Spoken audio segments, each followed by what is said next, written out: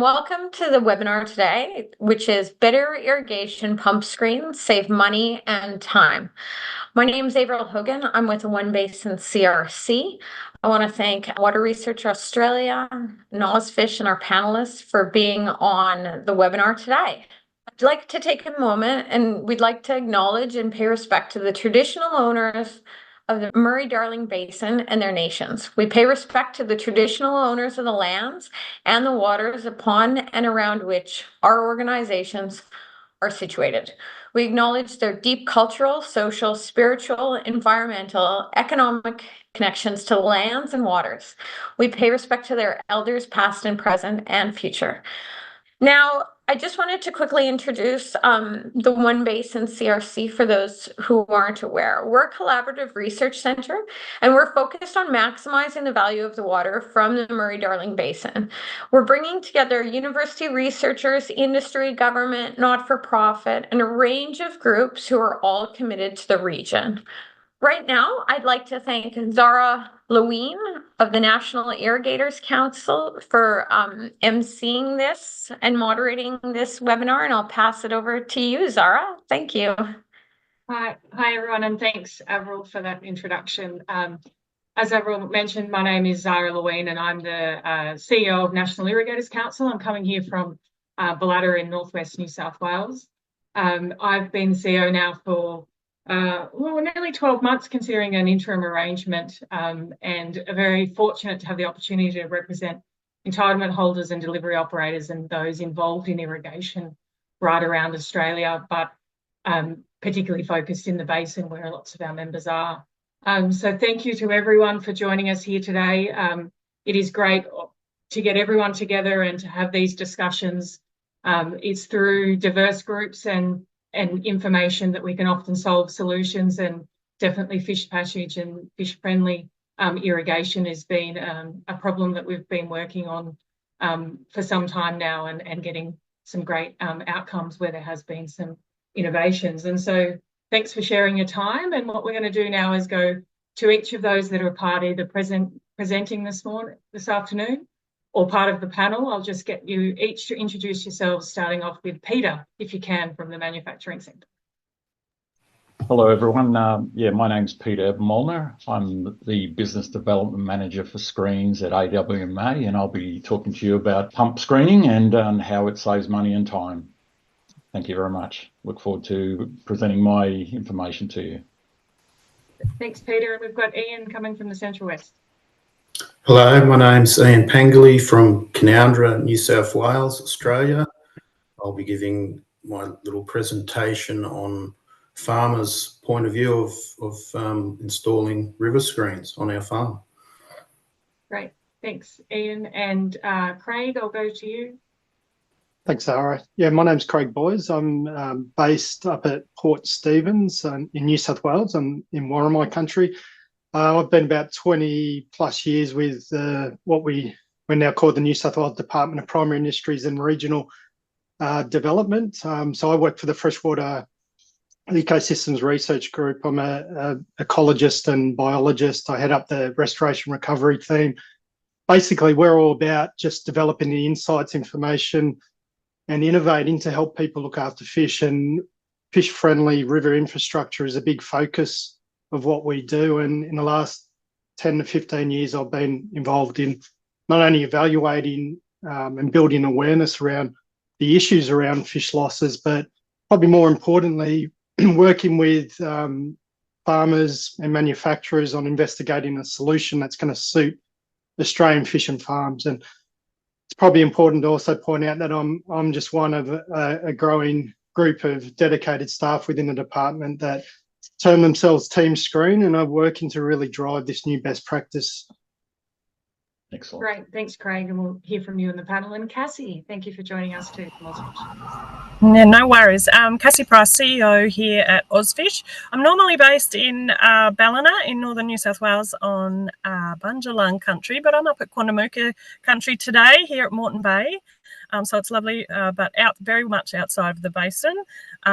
We've got a great team of Ozfishers that work throughout the basin, and I'll be here today to answer any of your questions on sort of the community and fish side of the fish screens work. My background is in community-driven restoration in aquatic systems with a bit of an ecology bent. So that's me. Thanks.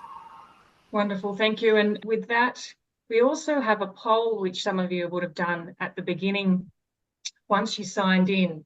And we're just working through some of those results. And I think, as you've seen, we've got a bit of a collection of different areas to discuss and backgrounds in fish-friendly operations. And so we've got a strong number of you have come from government and NGO and policy and planning, and that's really an important sector in terms of getting the regulatory settings right for everyone. We've got a few coming from the commercial and the consulting, and it's good to see a couple of you from agriculture as well in the environment. So I think diversity is key, and as Craig said, we've been solving some of the solutions, and we want to get through some of those barriers and show how that has happened over time as well.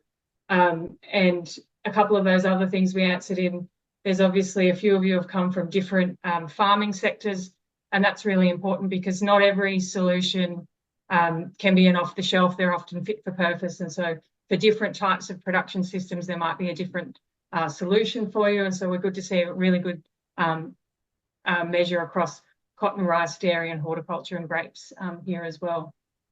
A bit of a 50-50 split on the poll, I must say, for those of you that have a bit of a background in fish screens versus those that are hearing about some of this technology for the first time. We will go through some of the background, and Peter will definitely do that. So hopefully those questions are answered for you. And we will go through those areas that you really want to delve into. And so we're seeing that you want to hear about the environmental benefits as well as the water savings and the ability for screens to manage different conditions. So I'll get particularly Craig and Cassie to think about some of those things, and Peter perhaps at the back end of the panel. If we don't cover off those areas of interest for you enough, by all means, use that Q&A. That's where we get those questions in direct from you. But I'll endeavour to try and make sure that we cover off on those areas of interest for you today. So without taking up too much time, we might move on to Peter, if that's okay, for the first presentation. And thank you so much, Peter, for putting your time towards today's webinar and providing us the background on screens themselves, why they're important and how they're constructed. So Peter, I'll hand over to you. Thank you very much. So yes, as I mentioned before, my name is Peter Molnar. I'm a National Business Development Manager for AWMA. I've spent probably 8 years specialising in this screen area, and what I'm presenting today is probably putting 10 years of work into 10 minutes. So here I go.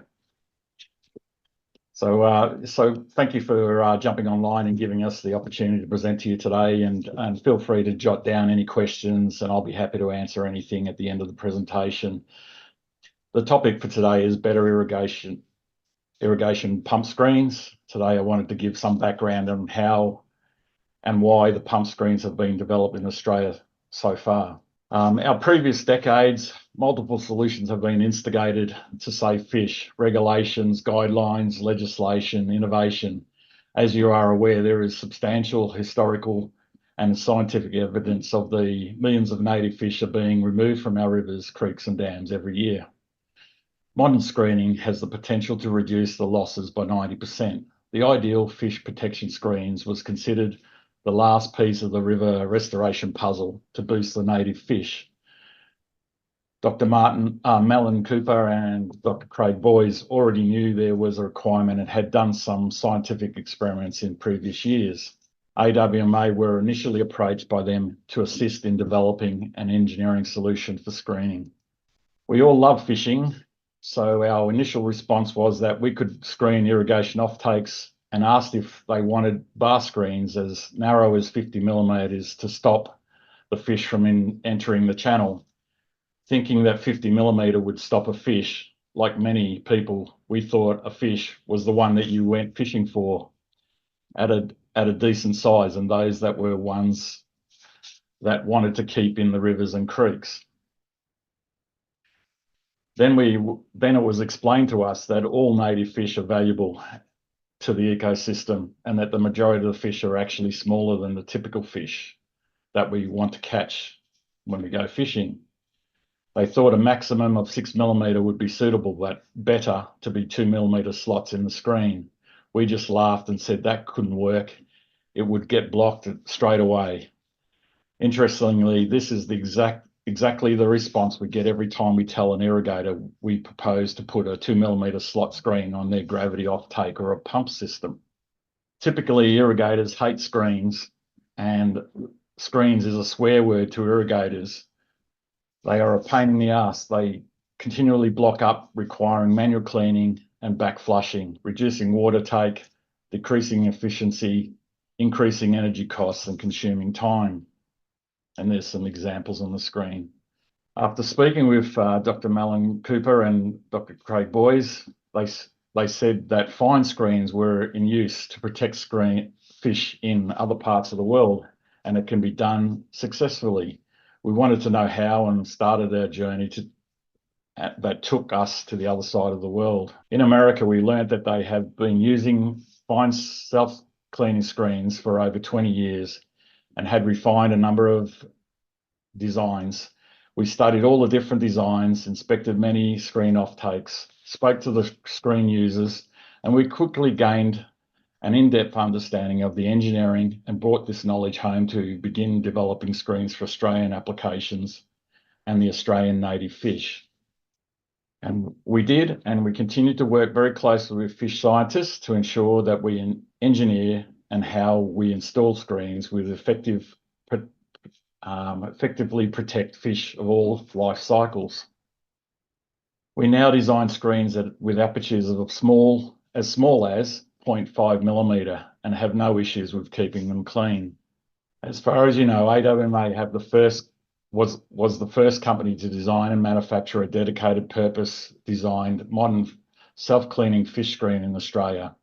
Our first screen was installed in 2018 on a 600 megalitre per day gravity offtake in Kahuna, Victoria. It's just near our factory. Since then, we installed over 100 screens on varying sites, sizes and configurations around the Murray-Darling Basin and throughout New Zealand, including one of the largest fish protection systems in the world, screening up to 2,850 megalitres of river diversion through this diversion race, as well as many direct irrigator sites. And we've developed equipment and retrieval systems to accommodate that as well for each specific application.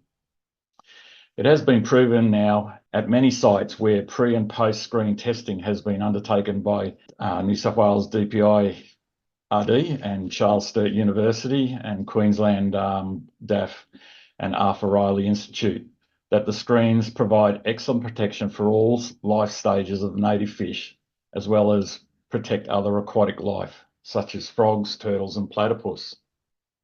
There's my little friend on the screen.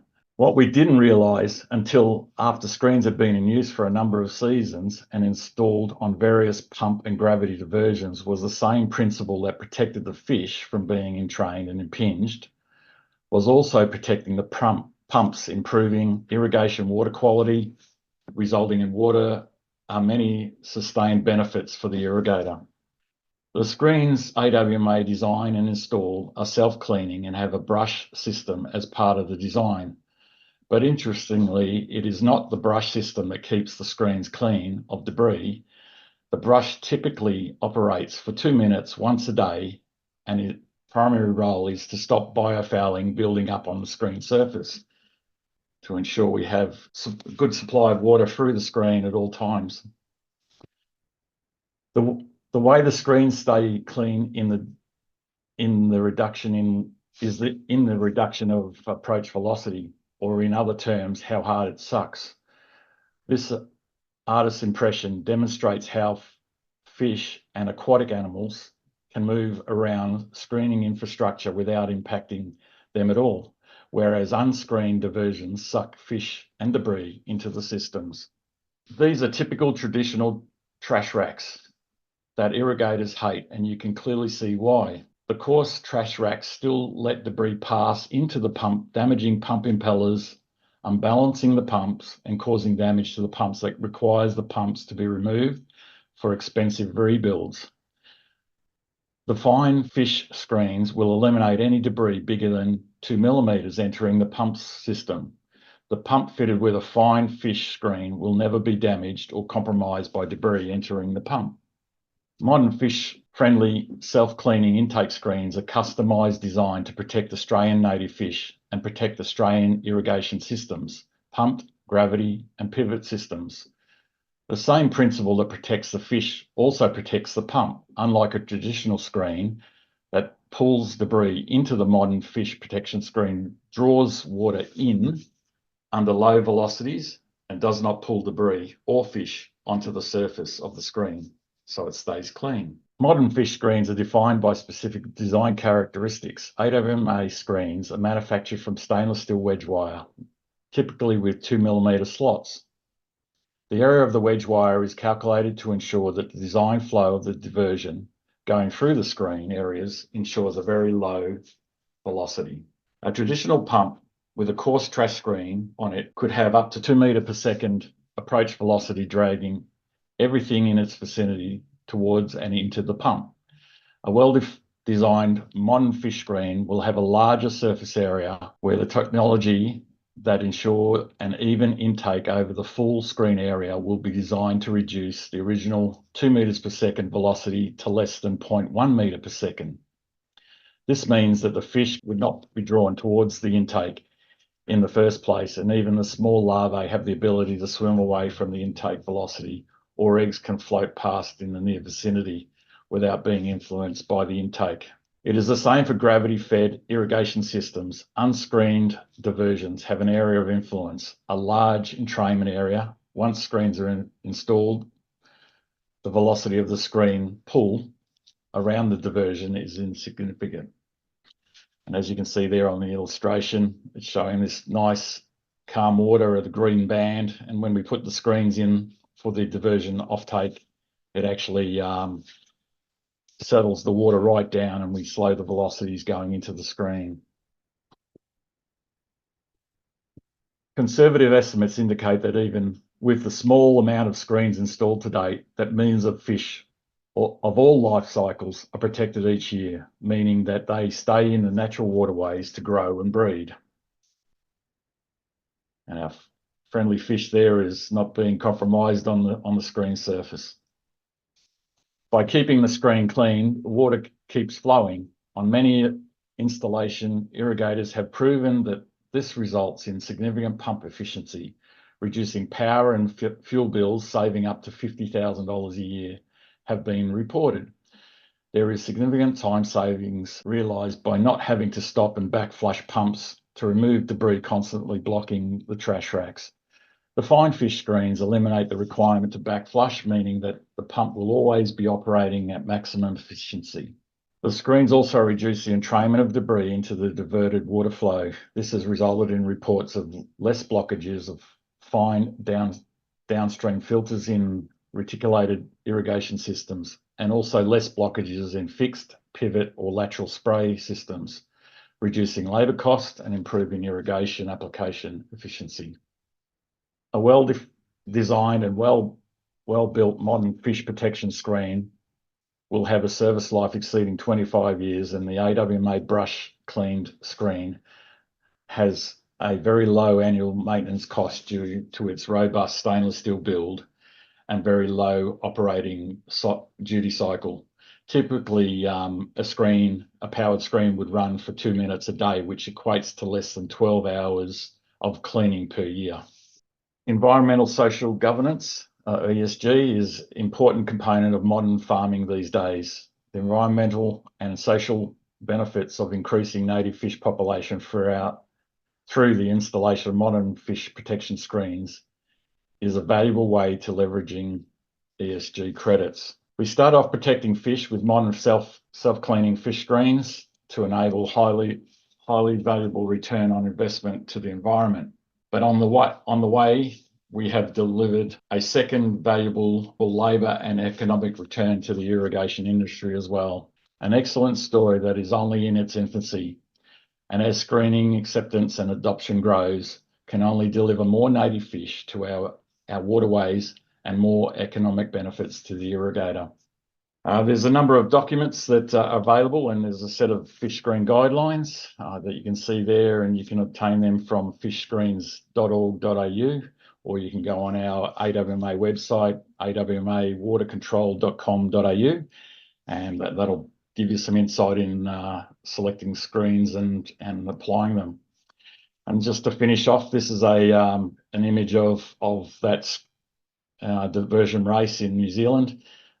Yes, and it is reported to be one of the largest fish screen structures in the world, and it's been designed and developed and manufactured by our Australian-owned and operated company, AWMA. So I sincerely thank you for your time today, and happy to answer any questions as we go through this program. Thank you, Peter, for that. I think that really brings people through the story of fish screens. Are we going to play the video now? I've been given the pleasure to introduce the following short video from an early modern screen adopter. The presenter is Wayne Ellis, the General Manager of Duxton Vineyards, and they're located in the Murray-Darling region. The screens that are installed there are our screens, AWMA screens. They're self-cleaning, and just another note to add to this is Wayne mentions during the video that they back flush now every 6 hours. The reason why it's doing that is it's actually on a timer that's been set in there, and it's been still in operation today, but he's actually going through the process of removing that and measuring head loss or differential through the screen structure. And once that's installed, he doesn't believe that they'll be back flushing anymore. So thank you very much for that, Joel. My name's Wayne Ellis. I'm the General Manager of the Duxton Vineyards Group. Duxton's sustainability journey started 4 years ago when I started with the business, looking at regenerative practices we already had. Duxton's is an entity group, so for us the portfolio is around Duxton in vineyards and a winery in the Murray-Darling district of Sunraysia. So our journey is more about where we're going. We're a very large landholder and use a lot of natural resources, including the water. And we installed this screen in April 2022, predominantly to look after the aqualife inside the river structure. But the upstream benefits that we've noticed in the farm has been amazing. Prior to installing the fish screen, our irrigation system backflushed every 90 minutes, which was 1.8% of our total allocation draw out of the river. Since the screens were installed, it's now 6 hours backflush. We've reduced about 2,200 kilowatts of energy to pump and equates 14 million litres of water. So the benefit is somewhere between $30,000 and $40,000 on what is one of our smallest properties. The maintenance on the pumps, the maintenance on energy as well, and then in-field benefits that we're finding that the operators don't have to do primary and secondary filtration cleans as frequently as they used to. It's surprising which one little system sitting down in the river on 2 pumps of what that benefit is to the broader environment, not only water, but our natural resources that we're looking at for energy as well. It's working with a team that's passionate on our regenerative, sustainable journey. It really is great to be part of that team and to be seen as the leader of that group in a progressive business that is looking after Mother Nature. It is something that gets you out of bed every day.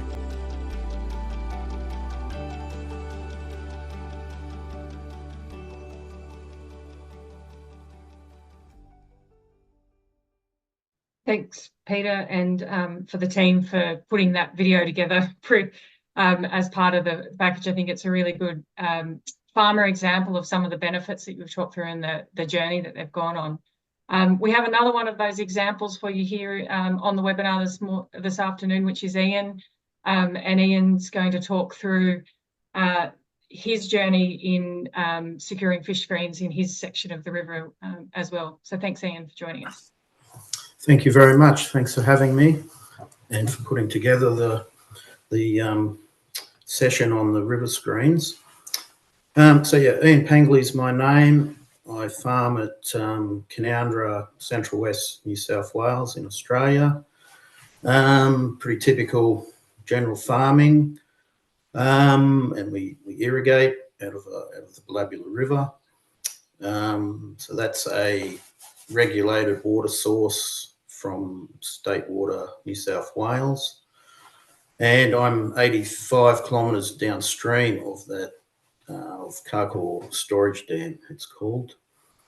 So we irrigate out of that river using centre pivot and traditional aluminium pipe sprinkler spray lines, so two different systems.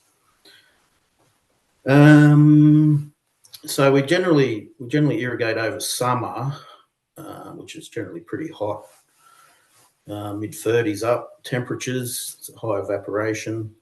We water loosen for hay production.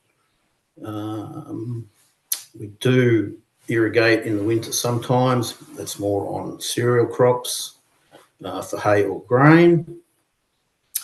So our challenges in the past of irrigating from the river, the Ballabula River, is it's a small river, so it's wide but shallow.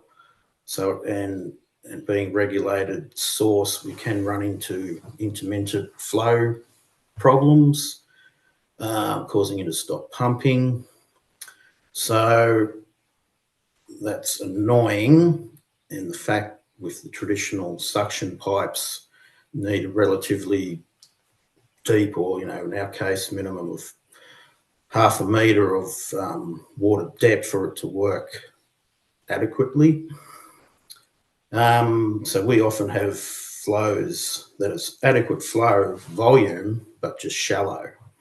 So that was our main frustrating thing of pumping or keeping the pumps going.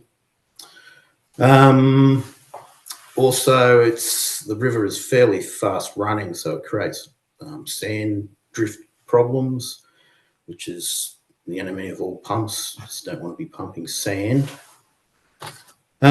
So what do you do? So we used to excavate a deeper hole, water hole for the foot valve to work in, with excavators, and then that became a problem where environmental concerns with a machine in the river. You have to apply for a permit. Mainly doesn't mean you're going to get it, can be denied. So that was a problem. Then you'd make all sorts of, like you've seen in Peter's presentation, gate things, and we made plastic drums, sumps, anything to get the foot valve to the bottom of the river without pumping sand. And then the common problem of debris and sticks and leaves, seed pods, sand. And so as a farmer irrigator, like Peter was saying, you just want to get the water on, do the job. And so you sort of become ignorant to anything else around. It's just want to pump, and you don't want, the enemy of pump is inefficiency. So any small screen, you just think, well, that just won't work. The thing won't pump. You just be inefficient. But as the river screens evolved, it's the complete opposite. It creates efficiency. So it just eliminates all them problems you're dealing with. So to continue on, just try and just keep that pump working. So our main problem was shallow, and didn't really consider, as annoying as blockages are, it's like Peter said, the last of the puzzle I ever considered was what fish, and a lot of our blockages was aquatic life, and never really sort of took that seriously enough. Just wanted the pump going. So I just researched how there must be something, there's some system that will work in shallow, low flows. So that's how we come across river screens, and it just eliminated all them efficiencies, and including the protection of the aquatic life. It was just a great bonus to that. So we noticed, big gains in efficiency, just peace of mind from the thing just working and doing its job, and so it eliminated blockages and having to attend to them daily, flushing daily. So big labour, say like 2 hours a day in our case, and it just creates the system to work as it was designed to, and so that's your savings there, which through the day as it's blocking, you just lose an efficiency, so you're quite left unattended. I mean, you get high efficiency loss, and generally we've saved 25% on energy, which is sort of reflected in Peter's presentation. So big savings. What else can I say? I've got it here. So yeah, back on the aquatic life, I've hardly seen any aquatic debris in our system since installing the river screens. Just hands on, and then eliminated all the other associated trash problems. No efficiencies lost with the pump, with that screen. The screens on them, our screens are 2.3 millimeters. They work on the surface of the water. They're floating.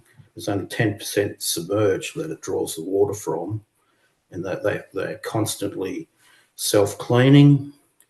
Ours are an American screen, river screen from Kansas, and it's just been such a revelation, and just peace of mind. The thing's just working and just alleviated all that stress out of your daily routine. So so I think that pretty much covers me. I hope that's given you an insight from a farmer's hands-on point of view. So thank you very much.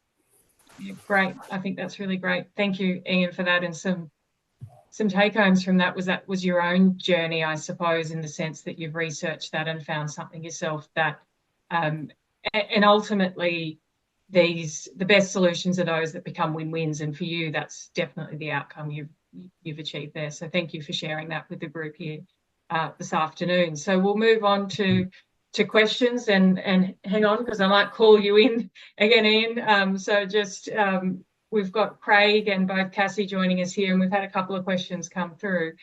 I think one of the ones that jumps out to me, and we've seen from Peter's presentation, if others saw that, a little bit of the evolution, and obviously I represent the water users around Australia, and definitely at a time when there was a lot of concern or uncertainty about the efficiency or the pumping efficiencies.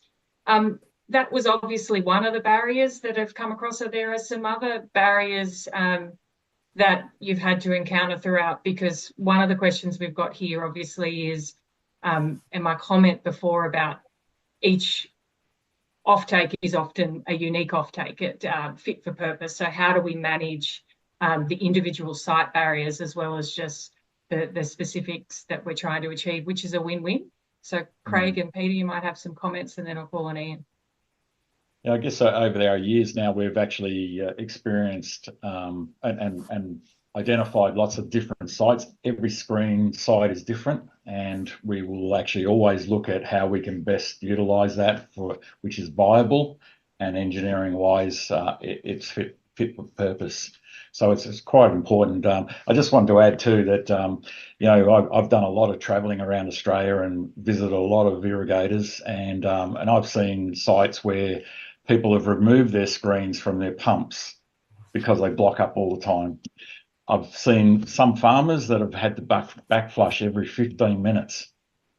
And you think of all the efficiency loss, and because they don't know any other way, And that's why we're selling a good story and telling a good story, and irrigators are sharing that across the boundaries of their farms across to the next boundary, and people are now starting to inquire about this, and it's such a good thing.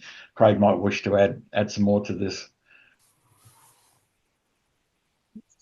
No, I think that's good. Sorry, I've been typing answers to other questions. I have seen you very busy in the answering of the Q&A, so thank you, Craig. No worries. So, you know, I suppose it's that fit for purpose. And Cassie, maybe it's something that you can provide your perspective is, you know, to overcome barriers and how you bring community along. And in this case, water users who, you know, have a different focus, as Ian pointed out, and don't tend to inadvertently, I suppose, have those outcomes. In your experience getting community-led change, have you seen a change with Ozfish and some of the work that you're doing to contribute to that? Yeah, absolutely. I think for us, it's about definitely getting the word out, and that's like that. It's the challenge, but it's also the way that we share these stories and get more irrigators to hear about the different benefits. One of those benefits will twig to them, and they'll think, oh, look, I really need that, you know, in the same way that Ian found that solution. So the more we can get the word out and the more we can share and have those people come forward with curiosity and interest, we can do more in this space. Great, thanks, Cassie. And so a couple of questions coming in here. Big question, cost, really hard one to answer depending on the site, I suspect, Peter. But before we get to specifics, and I'm sure it ranges, what are some of the pathways people could do to put a fish screen in? So Ian's gone self-determined pathway, he's done the research and he's selected a site. What are some of the other options that might be available around Australia at the moment? So from my viewpoint, I'm often being asked by irrigators to actually come and assess their site and see whether they have suitability for a screen. So we won't try and run to every farm around Australia. It's a big task, but certainly if we're in the travels and we do have a requirement, we'll go and have a look at something. Or generally, I'd ask for some photographs of the site. Do they know the depths of water that they're experiencing, both normal operating depths and maximum flood depths potentially on an embankment?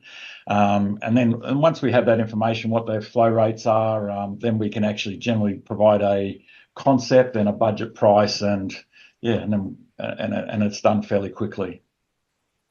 But just to give an idea of pricing, you could range from anywhere from about $20,000 up to millions of dollars.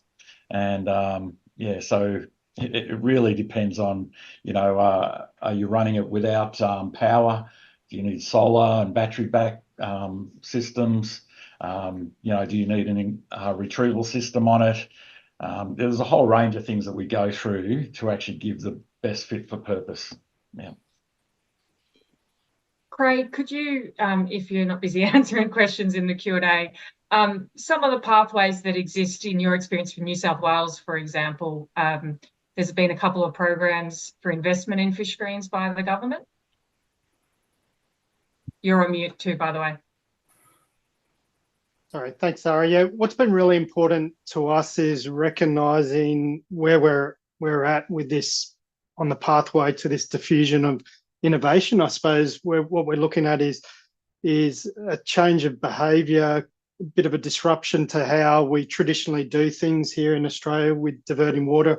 And based on that, recognising that when we see an innovation like this take off, everyone's going to sit somewhere on a bell curve, I suppose, of their willingness to adopt. So majority of people need to see others try a technology first, whereas you get about 16% of the population are what we term early adopters. So they get the idea straight away. They like the benefits that go with being innovative, going first. So based on that, what we've done in New South Wales is to establish some programs where we've been assisting with funding to subsidise the installation of screens with those early adopters that we've identified. So those people that are willing to put their hand up and showcase some of these technologies.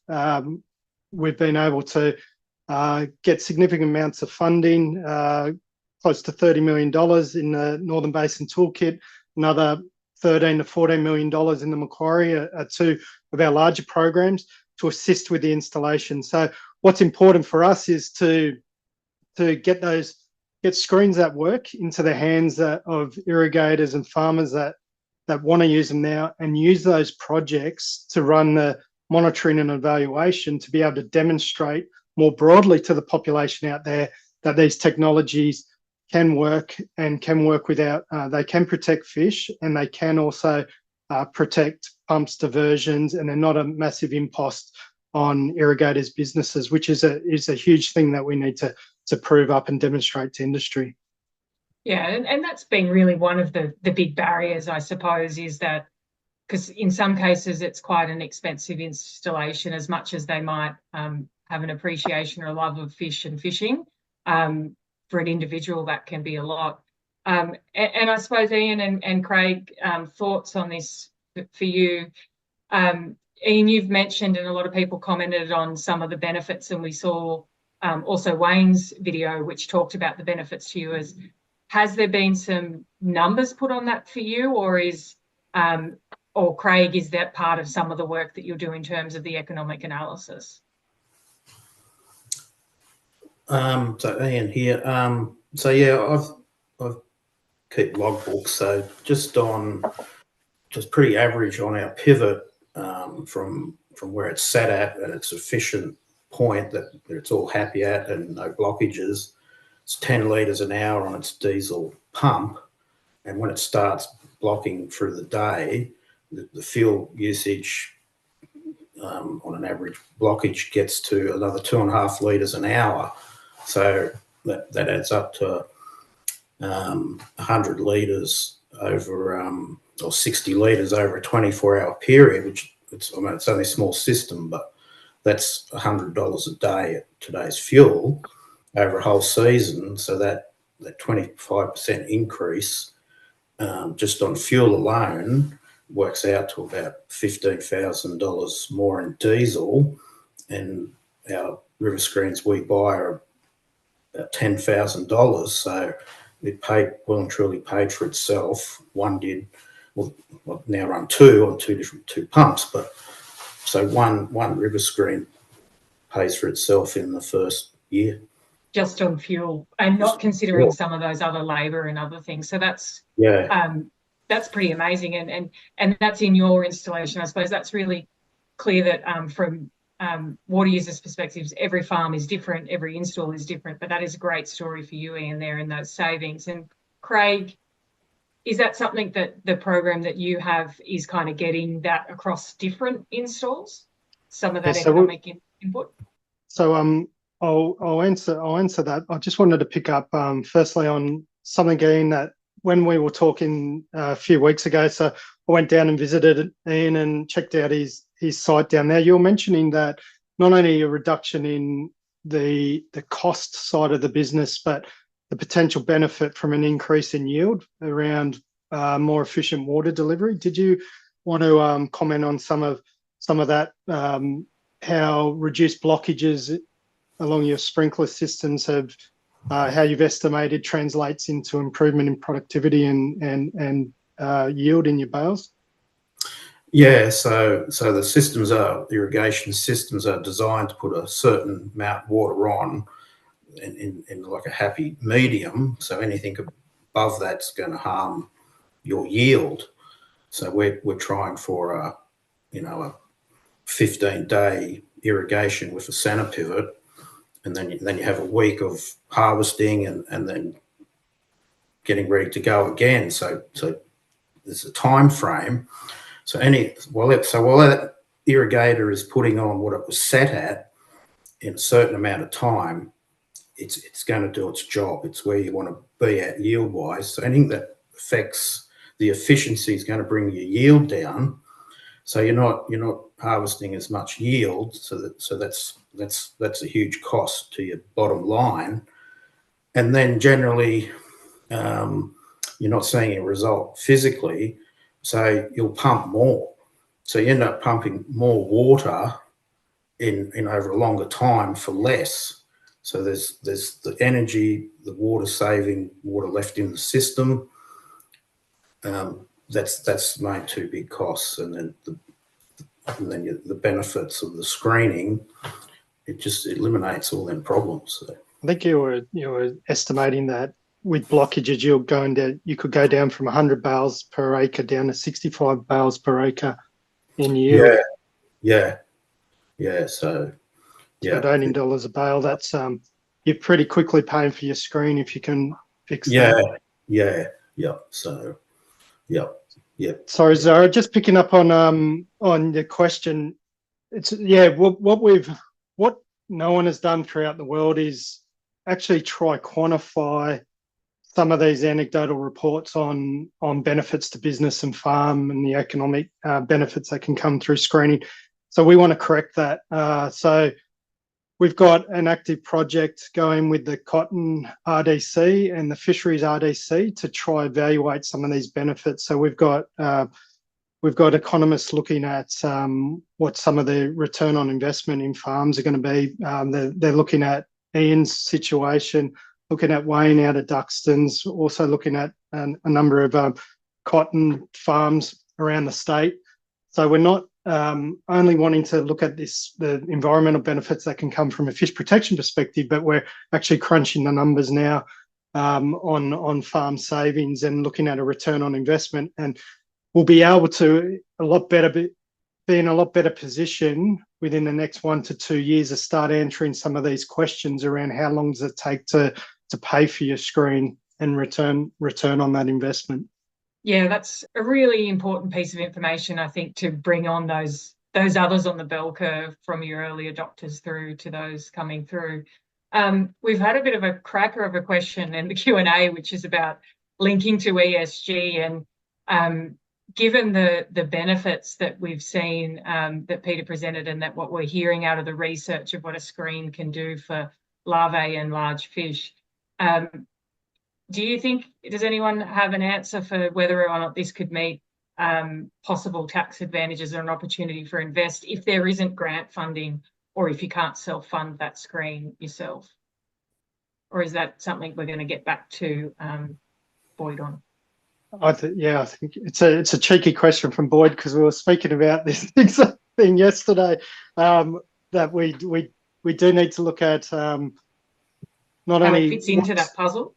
Not only what some of the returns on investments are, but what level of subsidy may be required and support may be required in which instances to keep driving the uptake of screening, but then what programs currently exist.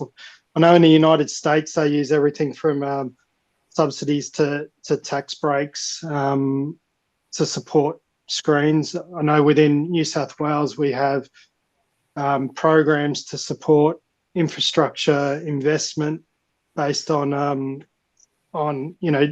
no interest-free loans, for instance, for drought support, things like that can really support irrigators to install this sort of technology. And it's something that we need to have a look at all the tools in the tool bag, really, to see how we can keep this going. And so for others too, I'm aware, and I think, for example, the Duxton Vineyard was helped through their local catchment management authority. And so there are other, depending on where you are sitting, there are other avenues.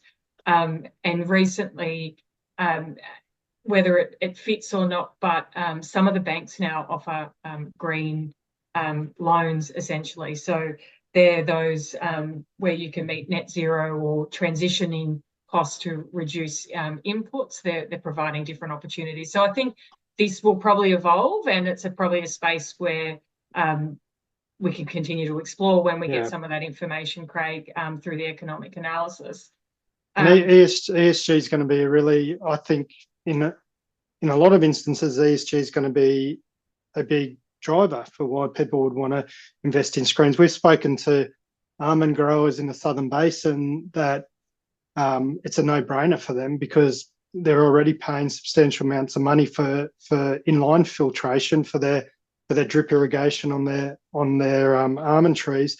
So by putting that that filtration in the river or on the suction side of the pump, they're not only achieving the benefits that they're already paying for by way of the inline filters, but they're actually generating those environmental benefits that is so essential to their business. So they're currently investing in everything from, putting parrot boxes up and fencing off riparian zones, planting trees.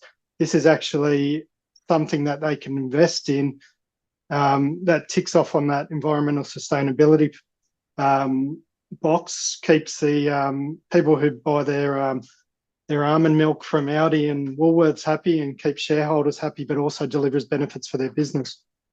Yeah, and I think that's where we'll continue to see an evolution. I think just before we're at 1:26, and we said that this would be to about 1:30. If you've got your final burning question, we haven't covered anything.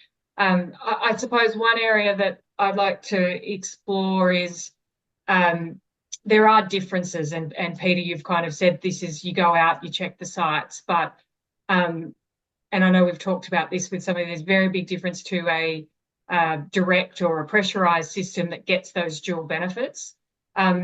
Do we have some information out of some of those larger gravity sites that might be, say, flood irrigation or other options? Are there different barriers there that is still working through, or do we wait to see the Northern Toolkit roll out for that?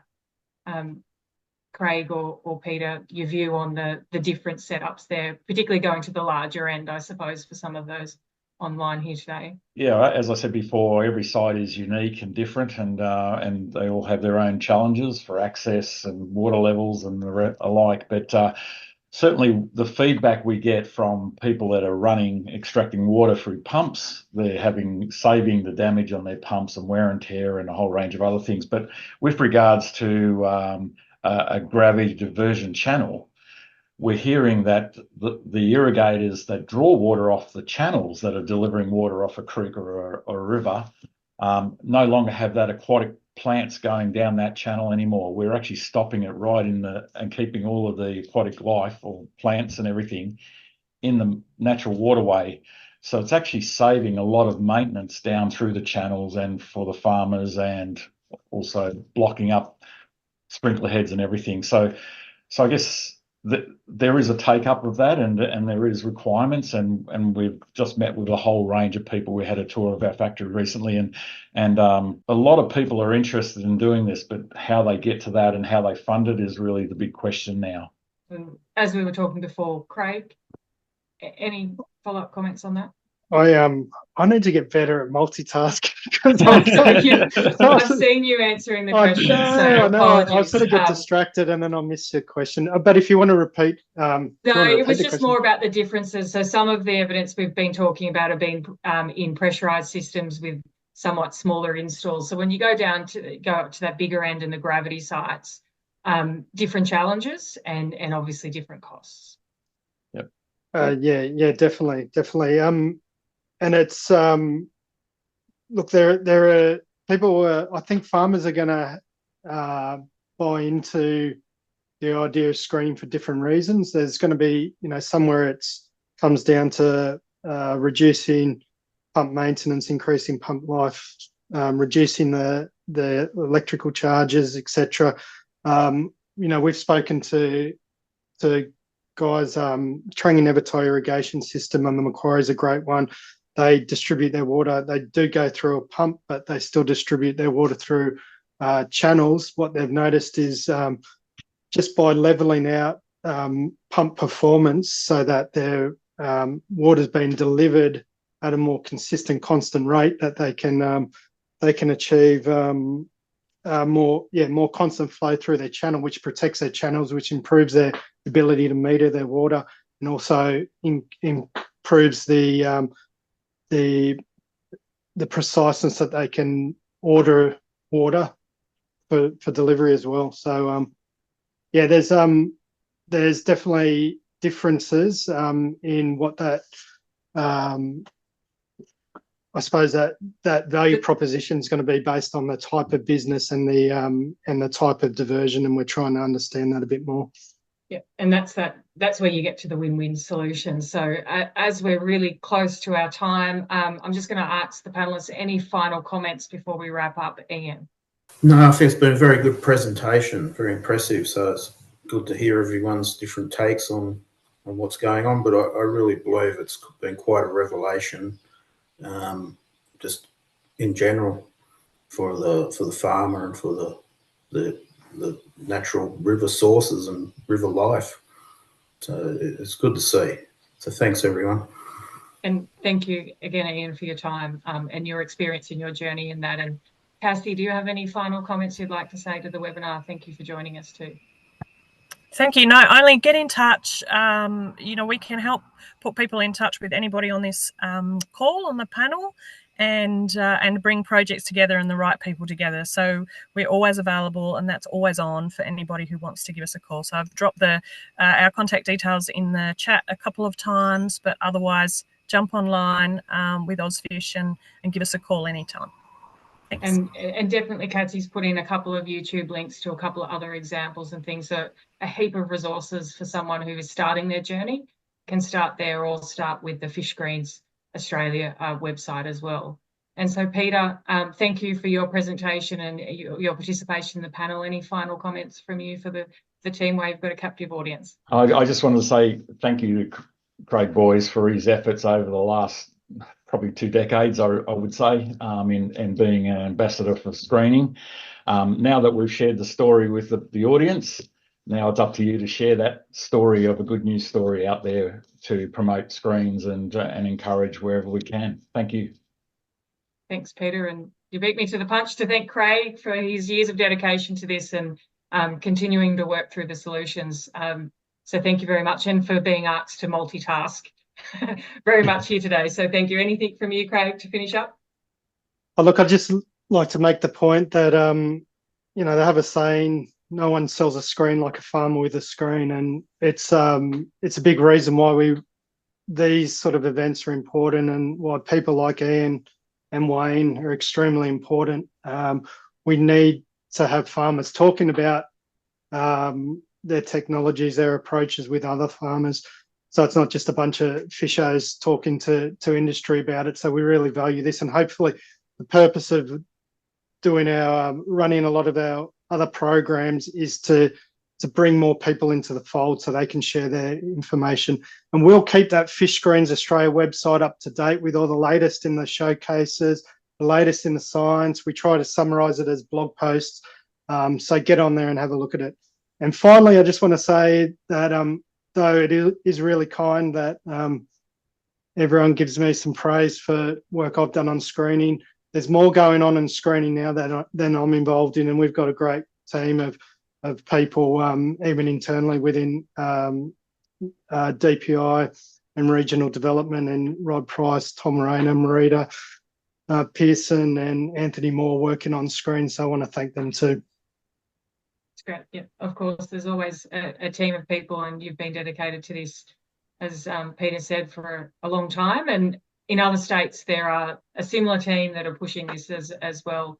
And we're getting part of this session, and thank you everyone for attending. And you'll see here on the screen, there's a bit of a survey to finish up, is about getting the message out there. Change can take time. And as Peter said, every site is different. And so it's always good just to reach out and work through where you might be in that process. So I'd like to thank you all for sharing your time here with us. And I'll hand over to Avril to wrap up. Thank you so much. And Zara, thank you so much for moderating this. You've done an excellent job. And thank you for everybody on the screen, to Cassie, to Craig, to Peter, to Ian, to Wayne, who wasn't able to make it, but was in the video that you saw. On behalf of the One Basin CRC, thank you very much. And thank you to Water Research Australia and to Ozfish. And please join us for the next One Basin CRC webinar, which will be on the 11th of September. The topic will be continuous innovation, the future of water delivery data science. So thank you very much. Thank you for attending, and thank you for everybody on the screen. And we'll look forward to seeing you at the next webinar.